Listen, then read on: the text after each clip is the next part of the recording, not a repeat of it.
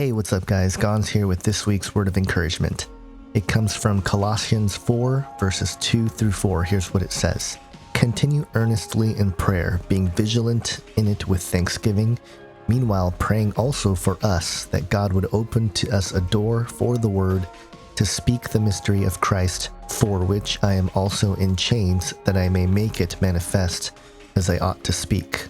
Now Paul here is supporting the Colossian church to continue to pray in vigilance and in thanksgiving. And that word continue in the Greek suggests built on the root of being strong. So not just continuing, but being strong in moving forward. And the fact that he says continue earnestly in prayer says that this is an action that you have to take. You have to deliberately push forward in this type of prayer. And remember, the word vigilant in the Greek means to be wakeful. So be purposeful, be very clear in your prayers and very concise and honest.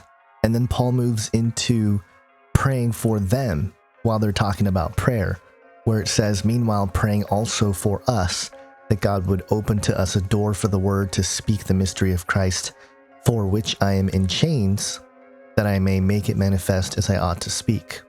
But notice something here very interesting. Paul didn't ask for personal prayers, things in his personal life, but more so that God would open the door for them to preach the word.